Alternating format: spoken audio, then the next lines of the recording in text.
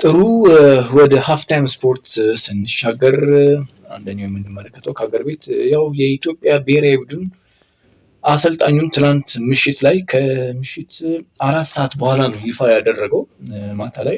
በዚህ መሰረትም እንግዲህ አዲሱ የኢትዮጵያ ብሔራዊ ቡድን አሰልጣኝ መሆናቸውን ይፋ አድርጎ ለፌዴሬሽን አሰልጣኙ በድጋሚ ለሁለተኛ ጊዜ ነው ማለት ነው። እንደምታስታውሱት አሰልጣኝ ማሪያን ባርቶ የነበረው ቡድን ሳይሳካለት ሲቀር ፈከተውላ ዮሐንስ ሳሌ ነበረ በጊዜው ይዘውት የነበረው ወደ 1 ዓመት ከምናምን ከሆኑ ቀናት አካባቢ ይዘውት እንደነበር እናስታውሳለን። በጊዜው የተዘኛል እንደውም የተሾሙ ጊዜ ጋዜጣዊ መግለጫ ላይ ነበርኩና ብሔራዊ ቡድኑ ውጤታማ ካልሆነ ማንም እንዲያሰናበተኝ አልፈልግም ራሴ ነው ሪዛይን ማድረግ አይነት ነገር ብሎ በጊዜው ጋዜጣዊ መግለጫው ላይ ሰጥተው ነበረ እና ያ ቡድን ሪዛይን አረጉ።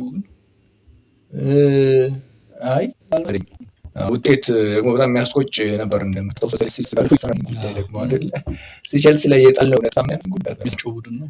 አዎ የሳቸው ቡድን ነው። እዚያ ነው አጋጣሚ ባህር ዳር ላይ ተደረጉ ከሜዳ ውጭ የሚደረጉ ጨዋታዎች ቼልሲ ከብሻል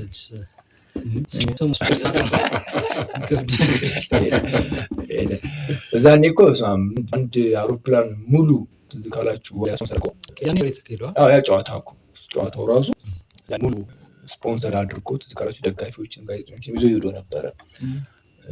በዋሊያ ስፖንሰርነት አርማው ላይ ዋሊያ ተቀብቶ ነበር ይመስለኛል። አውሮፕላኑ ራሱ ተቀብቶ ነበር። አዎ የሆነ እንደዛ ለየት ያለ ነገር አስደርጎ ነበረ እና ብቻ ልዩ ነበር። ያው ሄኒከን በጣም ዛኔ እንደምታውቀው የገባበት ሰሞን ነው። ብዙ ነገሮች ፕሮሞሽን እንዲያደርግ ለ3 ዓመት እንደዚህ እንደምታውቁት ግዙፍ ድርጅቶች ነፃ ጊዜ አላቸው የሚያስተዋውቁበት እና አብዛኛው የሚያገኙት ነገር ለማስታወቂያ ማድረግ ይችላሉ እና ከገቢ ነገሮች ጋር በተገናኘ ነፃ የሚሆኑባቸው መድረኮች አሉ። ፎይታ ነገር ነበራቸው እና በጣም በኃይለኛው ነበር ሲሰሩ የነበሩ ደስ ይል ነበር። ብሔራዊ ቡድን በጣም ተጠቅሟል በጊዜው እንደምናስታውሰው። ዞሮ እዛኔ ተኪዶ የተጣለው ነጥብ በቀጣይ እንግዲህ እንዳናልፍ ምክንያት ሆነ ነበረ። የጎል ዲፈረንስ ነው በነገራችን ላይ ኢቭን አሸንፈን ነው እናልፍ ነበር። ወዴት ነው የምናልፈው? ማን ነበር ያዘጋጀው ዛኔ?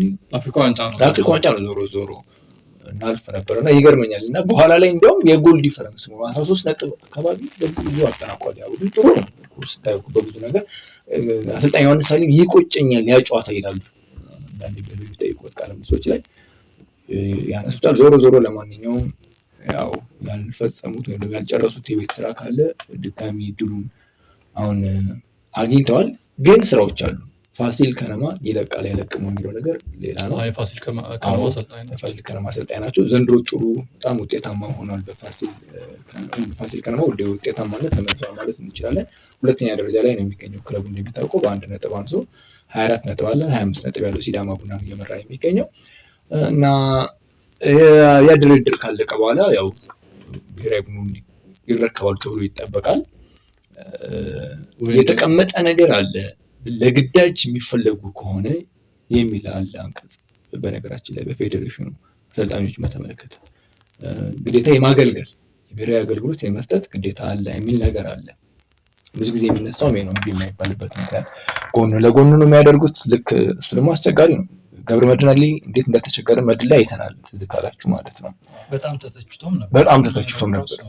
ኢቭን ለሱም ራሱ ጥሩም አልነበረም። ከጤናም አንፃር አስበዋል። ዛሬ ጠዋት እዚህ አሰርቶ በነጋታው በረራ ወደ ድሬዳዋ እየሄደ እዛ ሜዶ ማሰራት እንደዚህ ጭንቀት አለ። ተረጋግተህ አንድ ቡድን እንድትገነባ አያደርግህም እና ትክክለኛ ሰዓት ላይ እንዳልያዘው ብሔራዊ ቡድን አምናለሁ። ገብረ መድህን ዛኔ ሙሉ ፎይታ አግኝቶ ቢሰራ ያ ውጤት ያጋጥመው ነበሩ እርግጠኛ አይደለሁም።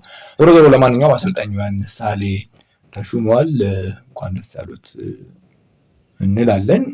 ያው እንግዲህ ደግሞ የኢትዮጵያ እግር ኳስ ምን እንደተጠማ ያውሳቸው የሚያውቁት ነው። በተጫዋችነትም በብሔራዊ ቡድን ተጫዋችነትም በአሰልጣኝነትም የሚያውቁት ነው። ቦታውን መልካም የስራ ጊዜ ነው የምንለው። የውጭ አሰልጣኝ ምናምን ግን እየተባለ ነበር።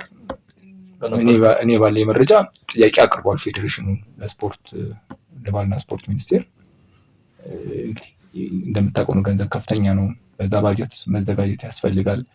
ለዛ ዝግጁነት እንዴት ነው የሚለው ነገር ራሱ ሌላ ነው። ከፍተኛ ገንዘብ ነው እንደምታውቀው፣ ቀላል አይደለም። ብዙ ዶላሮች የሚያስፈልጉት ብዙ 10 ሺዎች ብዙ ዶላር ነው የሚያስፈልገው እና ይሄን ይመስላል ያለው ነገር ለማለት ነው። ከብሔራዊ ቡድኑ ጋር ያለው ነገር ስሞች ግን ሌሎች ሲነሱ ነበር። ለምሳሌ አብርሃም መብራቱም ሲነሳ ነበር። ያው አብርሃም መብራቱ ጋር ብዙዎች ጥያቄ ያላቸው አይደለ? እሱም ራሱ ያልጨረሰው የቤት ስራ እንዳለ ነው የሚነገረው። በመብራት አሳይቶ ኮትዲቯርን ካሸነፈ በኋላ ከዛ ከረጅም ጊዜ በኋላ ነው እንግዲህ ጨዋታ የነበረውና ተሰናብቷል። ግን በዳታ ስናየው ጥሩ ውጤት አላሳየም። ቁጥሮቹ የሚያሳዩት በርካታ ጨዋታዎች መሸነፉን ነው የሚለው እንግዲህ ፌዴሬሽኑ። ኦፍኮርስ ማንኛውም አብዛኛው ብሔራዊ ቡድን ዳታዎች ከተመለከትን አሰልጣኞች ከአሰልጣኝ ሰውነት ቢሻው በስተቀር የአብዛኞቹ ዳታ ጋር ካየ ነው ሽንፈት የተለመደ ነው አለ። ግን የሚታይ ለውጥ አለ ወይ? ዋናው ነገር የሚታይ ነገር እንደነበረ ግልጽ ነው በጊዜው። ለምን መጣቀስ እንዳልፈልጉ አላውቅም። ያው ከዛ በኋላ ማን ውበቱ አባተን ተክቷል። ያው ውበቱም እርግጥ ነው ብሔራዊ ቡድኑ ለአፍሪካ ዋንጫ አሳልፏል። ንጽጽር ውስጥ መግባት አልፈልግም። ይሄ እንደዚህ ማለት አልፈልግም። ሁለቱም ግማሽ ነገር ነው አይደል? የሆነ ግማሹን ማጣሪያ ያሰልጣኝ ነበር አብርሃም መብራቱ የጀመረው ውበቱ መጨረስ ተደረገ ማለት ነው። እፎይታ ስለነበር ረጅም ጊዜ ከኮትዲቯሩ ጨዋታ በኋላ ረዘም ያለ ጊዜ ነበርና ከዛ ኮንትራቱ አለቀ። ሁለተኛ ዓመቱ ደረሰ። ውሉን አላደሱም፣ ውበቱን ቀጠሉ ማለት ነው እነሱ። ኢቭን ውበቱን ገብቶ አንድ ሬዲዮ ጣቢያ ላይ መሰናበቱ በፍጹም ትክክል አይደለም ብሎ የአብርሃም መብራቱ ተናግሮ ነበር። ሽመልስ በቀለ፣ አስቻለው ታመነ፣ በቃ በጣም በርካታ ተጫዋቾች በጣም ተናደዋል። እድገት እያየን ነው፣ ለውጥ እያየን ነው፣ መነሳቱና አንደግፍም ልክ አይደለም አይነት ነገር የሚል ማን እንደሚመጣ አያውቁም ነበር። አስተያየት ሰጥተው ነበረ። ይሄ የሚያሳይ ነገር አለ። ዞሮ ግን ውበቱ ተተክቶ ደግሞ ያው ከዛ ቡድኑ አለፈ እንደምናስታውሰው በመጨረሻ ጨዋታ ላይ። እሺ ዮሐንስ ሳሌ ተመድቧል። ለማንኛውም ጥሩ ነው። ከዛ ደግሞ ወደፊት እያየን እንነጋገራለን። መጋቢት ላይ ጨዋታ የሚጀምረው ፕሬስ ኮንፈረንስ ይኖራል ብዬም ተስፋ አደርጋለሁ። ወደ ውጭ መረጃዎች በቀጥታ እናልፋለን። ወደ ውጭ መረጃዎች ስናልፍ የአፍሪካ ዋንጫው እንግዲህ ደምቆ እየተከናወነ ነው የሚገኘው። እያያችሁ ነው? እንዴት ነው እናንተ? የተወሰኑ ጨዋታዎችን አይቻለሁ። ጥሩ ነው እውነት ለመናገር። ይሄ እንደሌላው ጊዜ አንዳንድ ጊዜ ወይ የሚያሰለቹ ጨዋታዎችን ወይ ፉክክር፣ ይሄ መንፈስ አለ አይደለ? የሆነ በቃ ልባቸው አውሮፓ ተንጠልጥሎ እንደው ዝም ብለን ግዴታችንን ተወተን እንሂድ አይነት ነገር ታይባቸው ነበር ከዚህ ቀደም። በአሁኑ ግን አንዳንድ ጨዋታዎች ሞቅ ብለው በደንብ በትኩረት በደንብ እየተጫወቱ ያሉ ይመስለኛል። ሶስተኛውን ዙር ነው በደንብ ያላየሁት። አንደኛና ሁለተኛ ዙር ያየኋቸው ጨዋታዎች ብዙ ጥሩ ነገሮች አሏቸው። እንደውም ቡድኖች አብዛኞቹም የሆነ ለመፎካከር በደንብ እየሞከሩ ይመስለኛል። ዋንጫውን ራሱ ማን ነው የሚያነሳው አሁን ላይ መገመት በጣም የሚከብድ ይመስለኛል አይደል? በጣም ይሄኛው ይሻላል እንዳትል ሁሉም የሆነ ጥንካሬ ታይባቸዋል። ደግሞ ኦልሞስት ሁሉም ወደ ቀጣዩ ዙር አልፏል። ማለፍም ይጠበቅባቸዋል። ትልልቆቹ 16 ውስጥ ተቀላቅለዋል። ከዚህ በኋላ ነው ከዚህ በኋላ ነው እንግዲህ እርስ በርስ ተገናኝተዋል። አይ ብዙም ይሄ ኮትዲቯር ከካሜሩን አንድ እኩል ነው ያልኩት ነው አይደለም። ሲስ የሚለው እኮ 16ቱ ላይ ነው አይደል የምትለው? ኦኬ አዲሱ ድልድሉ ላይ ማለት ነው። ፊክስቸሮቹን ድጋሚ ለምሳሌ ለባንዳን ሆንክ እንዳትሉኝ እንጂ ግብጽ እንድትበላ ፈልጌያለሁ ለሳላ ነው። ጥሩ ነው። አሁን ለምሳሌ ሴኔጋል ከሱዳን አለ እኮ በዚሁ አጋጣሚ ስላነሳው ብያለሁ። ሱዳንም አልፋለች ማለት ግን የሱዳን ነገር እንዲህ ጦርነት የታመሰች ማሊ ከቱኒዚያ በጣም እንትን ካገኘ የሆነ ነገር መቀየር ይቻላል። የሆነ ገብቷል አግኝተው ይሆናል የሆነ ሀሳብ ያላቸው ሰዎች ተገኝተው ይሆናል። አይ ምልህም እንጃ እንግዲህ ያው ወይ ውጪ የሚጫወቱ ተጫዋቾች ያላቸውም አገር ውስጥ ሊግ ነው አይደል? ኮንቴክስት ነው። አንዳንድ ጊዜ በጣም ጥሩ አሰልጣኞች ይመጣሉ እዛው ሀገር ውስጥ የሚሆን ውጪ ጥሩ አሰልጣኞች። አባባሌ የጦርነቱ መንፈስ ሁኔታ ምናልባት ምን ያህል የጨዋታ ጊዜ ነበራቸው። ምክንያቱም እረፍት አልነበረውም አይደል ሀገሩ። ብዙ ጦርነት ደግሞ ዋና ከተሞችንም ጭምር ያጠቃለለ ጦርነት ስለነበረ ለእግር ኳስ ኢንቫይሮንመንት የሚመች ነገር ነበር። ያ ኩዌስ አፒያኖ እንደምታውቀው የጋና ብሔራዊ ቡድን አሰልጣኝ የነበሩት አሁን የአሰልጣኝ የሆኑት የሱዳን ሀገራቸውን የጣሉት የትውልድ ሀገራቸውን ጋናን ጥለው ሶስት ተገናኝተው እንግዲህ ሱዳንን አሳልፈዋል የተቀጠሩበትን። ከአነሳው አንጻር ለምሳሌ አሁን አንዳንድ ጨዋታዎች አሉ ጥሩ ጨዋታዎች።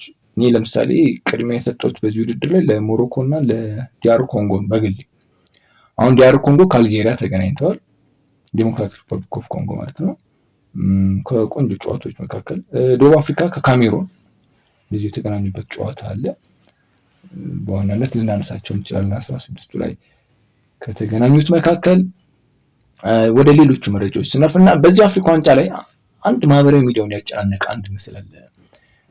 ትንሽ ለየት ያሉ ነገሮች ወጥ ያሉ ነገሮች ሲመጡ እንደ ይሄ ነገር ይባላል። አሚና ፋያል የምትባላለች እቺ ፎቶግራፈር ናት፣ ሴኔጋላዊት ናት።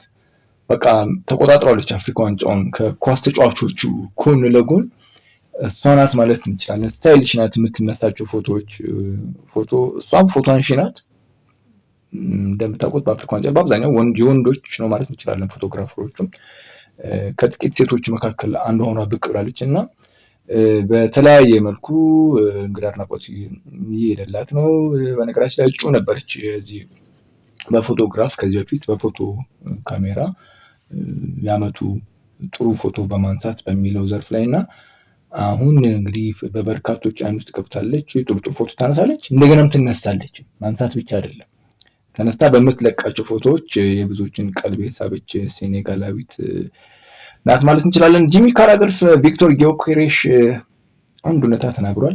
ያው ትላንት ምሽት እንግዲህ አርሰናል ደጋፊዎች በጣም የተደሰቱ ይመስለኛል ሲቲ ነጥብ ከጣለ በኋላ እና ካራገር ስለ ጊዮኬሬሽ ሲናገር ምንድነው ጋብሪኤል ጄሱስ እና ካይ ሃቨርትስ አሁን ካሉበት በተወሰነ መልኩ ፍጥነት የሚጨምሩ ከሆነ በቃ የቋሚነት ሚናውን እንደሚወስዱት አልጠራጠርም። ከሱ የተሻሉ ተጫዋቾች ናቸው። ይሄ እውነታ ነው፣ መወሻሸት አያስፈልግም ብሎ ፍርጥ አድርጎታል። ከሱ ማለት ከማን ነው? ከጊዮኬሬሽ ከመጀመሪያው ጀምሮ ነው ካራገር እሱ ላይ ገና የእንግሊዝ ፕሪሚየር ሊግን እንደተቆናጠጠ እንደዚህ ያለ ትችት ሰንዝሯል። ላይሳካለትም ብሎ በይፋ ተናግሯል። ይዛን እሱ ለማጠናከር ማነው ከቤንፊካ የመጣውና አሁን ወደ ሳውዲ ሄደው ሊቨርፑል ላይ ዳርዊን ኑኔዝ ተመልከቱ እኮ ብሏል። ዳርዊን ኑኔዝም ሊቨርፑል መጥቶ ከቤንፊካ ከፖርቹጋል የሚመጡ አጥቂዎች አይሳካላቸውም ነው ዞሮ እያለ ያለው። ይህም እውነታነትም አለው። እዚህ ጋር የተሳሳተ አይመስለኝም። አንዳንዴ የተሳሳተ እንደምታውቁት እና የማሬስካ ጉዳይ ላይ አጭር ነገር ለመናገር ምንድነው በዋናነት እንግዲህ ብዙ ሰዎች እንዳሉ ይታወቃል እና ቀደም ብለው ከጁቬንቱስ እና ከማንቸስተር ሲቲ የስራ ኃላፊዎች ጋር መነጋገራቸው በተለይ ከማንቸስተር ሲቲ ጋር ለሁለት ጊዜያት ያክል ግንኙነት እንደፈጠሩ ጊቭሚ ስፖርት ያገኙት ያለው መረጃ ላይ እንግዲህ ጠቅሷል እና ይሄን ያው ሳያሳውቁ ነው እንግዲህ እስከ 29 ኮንትራት እንዳላቸው ይታወቃል አይደለ? ያለው ነገር ብዙም የጣማቸው ስለማይመስል ለዛ ይመስላል እንግዲህ ግንኙነት የፈጠሩት። ባለፈው ግን ያው ስሜ ከተለያየ ጋር ይገናኛል። ባለፈው ከጁቬ ነበር፣ አሁን ከሲቲ ግን እስከ 29 ኮንትራት አለ ምናምን ማለታቸውን እናስታውሳለን። ዞሮ ግን ይሄን ባሉ ሳምንት በማይሞላ ጊዜ ውስጥ ክለቡን ትናንትና ለቀዋል። ብዙ ነው እንግዲህ ምክንያቶቹ በተለያዩ መልኩ ሰምታችሁታል ብዬ ነው። ከሕክምና ቡድኑ ጋር መጣላት፣ ለምሳሌ ያልደረሱ ተጫዋቾች ሙሉ ለሙሉ ፊት ያልሆኑ ተጫዋቾችን ማሰለፍ፣ ከሌላ ታሰልፉ እንዲህ ሲባሉ የለም መሪው እንግዲህ እኔ ነኝ፣ ስለዚህ ይህን ቦታ በአግባቡ ማኔጅ ማድረግ አለብኝ፣ እናንተ ጣልቃ መግባት የለባችሁም በሚል ነው። ባለቤቶቹ ደግሞ እንደሚታወቀው የተጫዋቾች ጉዳት ያሳስባቸዋል። ከሌም ባታሰልፍና ከሌም ታቆዩ አይነት ነገር ነው እንጂ ሞር ዲቴይል በሆነ መልኩ በጨዋታ ዝርዝሮች ላይ መግባት አይደለም የነበረው። ይሄ ነገር አስቆርፏቸው እና ድርድሩ ከፍተኛ ክፍያ የካሳ ይከፈላቸው የነበረውን እንኳን ብዙ እንዳልተደራደሩበት እና በፍጥነት እንዲያልቅላቸው ዋና ነጥቦች ላይ ብቻ ተስማምተው በአጭር ጊዜ እንደተጠናቀቀ ነው የተነገረው እንጂ ሊቆይ ይችል ነበር። ከዚህ ጊዜ አለኝ እና ብዙ ነገር ይከፈለኝ በካሳ መልክ የሚሉ ቢሆን ኖሮ ሊያቆይ ይችል ነበረ። እሳቸው መልቀቅ ስለፈለጉ ግን ያው አጥሯል የተባለው ጉዳዩ ፍጥን ብሎ እንዲያልቅ ተደርጓል። ማንቸስተር ቼልሲ ግን በጣም እንትን ሆነ። ቼልሲ ስንት አሰልጣኞች እኮ አባረረ። ቻምፒየንስ ሊግ የበሉትን ማናቸው የእንግሊዝ ብሔራዊ ቡድን አሰልጣኝ ቶማስ ቱኸልን አባረሩ። እሳቸው ላይ ጨከኑ። እሳቸው ላይ ፈጠኑ። ጨካኔ ይመስለኛል በጣም ፈጣን። እንደገና ደግሞ ያው ፖቼቲኖን አባረሩ። ሃሪ ፖተርም ተባረዋል። ሃሪ ፖተር ነው ያሉት። ግራም ፖተር ሃሪ ፖተር የምትለው ችግር የለም። ስም አሳሳት ወይ ጉድ! በዚህ ዘመን ስም አሳሳት እኮ ከባድ። ሃሪ ፖተር አለ ብሎ አሁን ቲክቶክ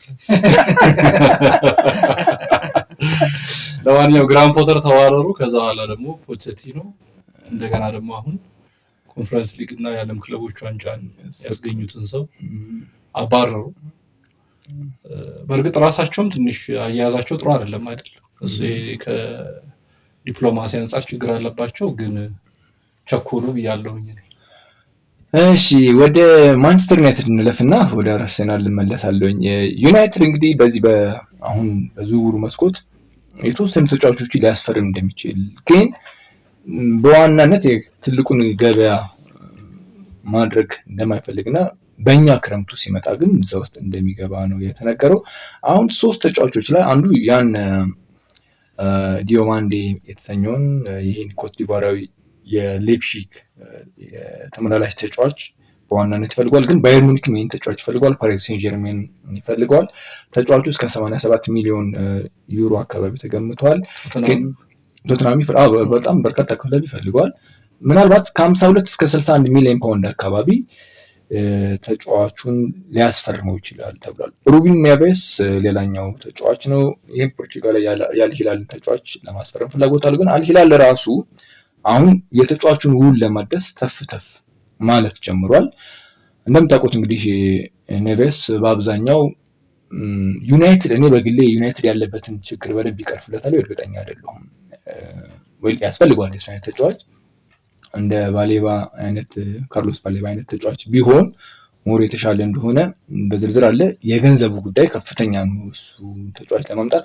ምክንያቱም መከላከሉ ላይ ተጋላጭ መሆን የተከላካዮች ኢቭን የግብ ጠባቂም እንዳለ ይታወቃል። እዛ ቦታ ላይ ትክክለኛ ተጫዋች መመልመል ላይ አሁን ላይ መስራት ለምን እንዳልፈልጉ ግልጽ አይደለም። ግን ሩቢን ኔቬስን እሱ ደግሞ ሞር በማጥቃቱ ላይ እና በማደራጀት ላይ ኳስ በማደራጀት ላይ በጣም ምርጥ ተጫዋች እንደሆነ ይታወቃል። ረጃጅም ኳሶቹ ፓስ የሚያደርጋቸው ላይ አሁን ለምሳሌ በቶኒ ክሩስ በሞድሪች ጋር የምታያቸው እንቅስቃሴዎች አሉ። እነዚህ ነገሮች እሱ ላይም ታያለህ።